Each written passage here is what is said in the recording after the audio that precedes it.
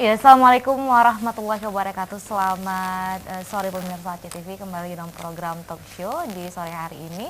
Nah, untuk hari ini kami mengangkat topik sosialisasi tertib parkir Kota Banda Aceh. Nah, memang kita ketahui bahwa perparkiran di Kota Banda Aceh masih semerawutan dan juga melihat bahwa Kota Banda Aceh semakin banyak kendaraan, tentu ini juga menjadi permasalahan lah. Lalu seperti apa solusinya? Baik, kita akan bincangkan bersama tiga narasumber kita di sini.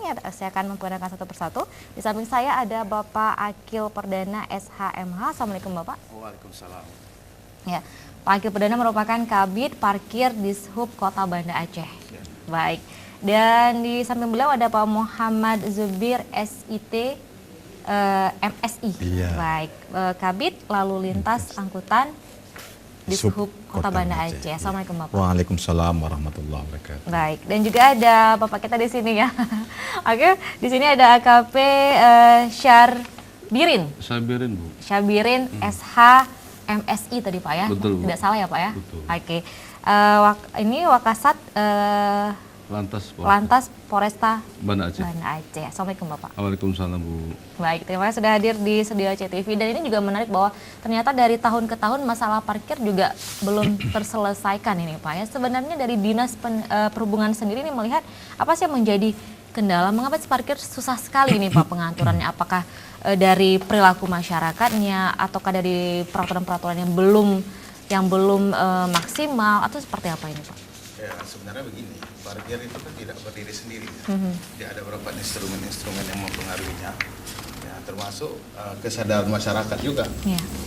Kemudian ada yang sarana dan prasarana, kemudian adanya kepatuhan dari masyarakat itu sendiri kan. Jadi kami dari Dinas Perhubungan yang berusaha bagaimana parkir itu biar lebih tertib. Jadi kami juga sudah berupaya membuat kantong-kantong parkir. Mungkin dalam tahun ini ada beberapa kantong parkir yang akan kita kerjakan supaya nanti parkir masyarakat ini tidak lagi dari parkir on street menjadi kita alihkan ke parkir off street. Jadi parkir di pinggir jalan kita alihkan ke parkir di luar badan jalan. Demikian. Oke, nah ternyata juga di sini sudah ada kantong parkir yang juga menjadi solusi sebenarnya bagi masyarakat kota. Benar. Tentang perparkiran. Nah, tapi juga ternyata belum banyak juga masyarakat kita yang mau dan juga suka menggunakan kantong-kantong parkir ini sendiri. Dan juga ternyata jumlah kantong parkir di Kota Banda Aceh juga belum begitu banyak ya, Pak ya. Yang paling utama ada di jalan Penyak Makam ini Pak ya. Itu seperti apa? Ya ini salah satu contohnya pilot projectnya itu kami coba di jalan Penyak Makam. Itu kemarin itu sebelum kita buat kantong parkir di Penyak Makam itu terasa sekali pengguna jalan di seputaran itu terhambat gerakan lalu lintasnya, sering terjadi kemacetan bahkan juga sering terjadi kecelakaan.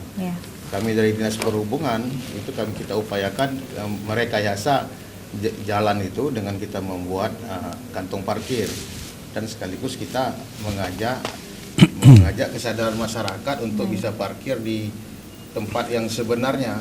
Jadi tidak lagi parkir itu di badan jalan. Mungkin ke depan nanti kita akan siapkan juga ada beberapa tempat.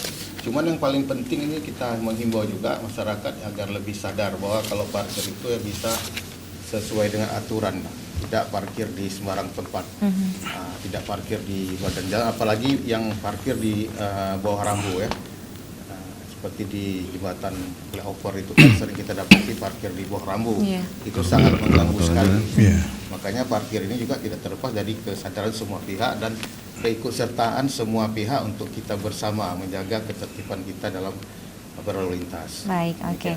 Dan coba saya beralih ke Pak Zubir ini. Ya, Bapak dari Kabid Lalu Lintas Angkutan Dinas Perhubungan. Nah, mungkin melihat permasalahan perparkiran di Kota Banda Aceh, sebenarnya apa sih fenomena yang terjadi ini Pak? Tidak selesai nih. Ya, terima kasih Mbak. Jadi yang disampaikan oleh Pak Akil tadi benar, kami hanya menambahkan, memang permasalahan parkir di kita sekarang fenomenanya kita parkir on street parkir. Jadi parkir di badan jalan. Jadi ke depan kita harus memperbanyak off street parkir, apa gedung parkir, kawasan parkir ataupun taman parkir. Itu yang lagi kita upayakan. Sekarang kita tidak boleh juga menyalahkan masyarakat dalam hal ini. Baik. Kenapa saya bilang seperti itu? apabila dia mau ke tempat usaha atau mau berbelanja, apabila tidak ada ruang parkir yang tersedia, akhirnya digunakanlah badan jalan. Baik. Kemudian fenomena di Banda Aceh ini pada umumnya sebenarnya dari segi aturan sudah ada, bahwa sesuai dengan Perwal nomor 44 tahun 2010 masalah penggunaan gedung di dalam wilayah Kota Banda Aceh, itu memang setiap toko harus menyediakan GSB. Sebelum dia mengurus IMB, ada dipersyaratkan untuk pelepasan hak di depan toko dia 10 sampai 15 meter. Yang disebut dengan GSB, ini GSB, tadi. garis Baik. padan bangunan. Jadi memang peruntukan GSB itu memang untuk ruang parkir, untuk lahan parkir tempat usaha. Sekarang yang jadi permasalahan, ruang-ruang GSB itu digunakan untuk PKL. Baik. Nah, kemudian untuk ya lapak-lapak orang jualan. Baik.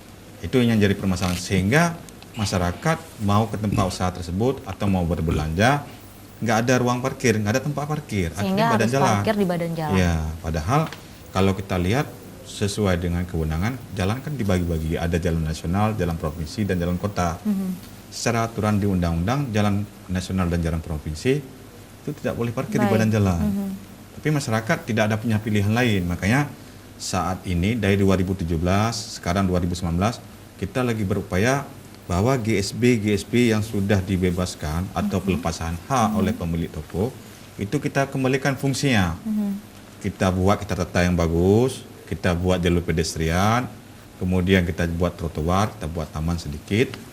Jadi dia kita sediakan parkir di depan toko. Selama ini kalau kita lihat, mungkin Pak Akil bisa menjelaskan lebih lanjut nanti, terjadi coupling Iya.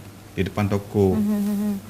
Khusus pelanggan. Toko A, khusus pelanggan toko B. Padahal di depan toko itu itu merupakan akses publik Baik. yang semua orang bisa parkir. Nah, itu lagi kita kembalikan pelan-pelan. Jadi tahun 2017 kita membangun satu lokasi di Cuk Nun, walaupun ada pro kontra, tapi itu terima kasih masukan dari masyarakat. Kemudian tahun ini kita akan membangun 4 lokasi lagi. Baik. Sama dengan Cuk Nun, tapi kita tidak menggunakan palang barir gate, pintu masuk elektronik. Kita yang penting utama sekarang lahan tersedia dulu. Baik. Jadi ke depan nanti apabila memang masyarakat sudah terbiasa untuk parkir di depan kawasan GSB toko, nanti kita terapkan palang barir gate-nya. Baik. Nanti kita bisa menggunakan tarif progresif. Sekarang kan walaupun kita menggunakan palang barir gate, tarifnya dari pagi sampai sore kalau dia mau parkir tetap 1.000. Baik. Roda 2. Roda 4 2.000. Oke. Tapi ke depan kalau kita sediakan tempat yang layak dan aman, karena lokasi kita di 4 lokasi ini, kita akan pasang CCTV untuk pengaman. Jangan nanti masyarakat, apa sih lebihnya kawasan parkir yang kita bangun? Oke. Baik. Nah, jadi kita pasang CCTV.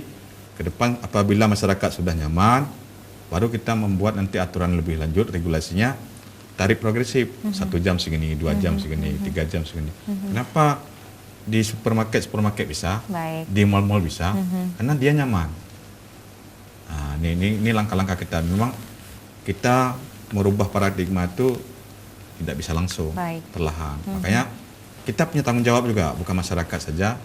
Kita pemerintah punya tanggung jawab, sediakan dulu tempat parkir, kawasan parkir, Oke. taman parkir, atau off-street parkir dalam bentuk gedung parkir. Nah, itu peran kita. Baru nanti setelah ada tempat-tempat yang disediakan tersebut, baru masyarakat wajib masuk. Oke, baik. Nah, tadi akan disediakan tambahannya 4 Lokasi lagi. lokasi lagi. Iya. Di mana saja nih, Pak? Sudah ada titik-titik yang ditentukan? Titik yang kita rencanakan tahun ini, dan ini masih pekerjaannya lagi proses lelang. Itu 2 di Jalan P-nya Makam. Itu tepatnya di samping Hotel Hermes dan di depan Hotel Hermes.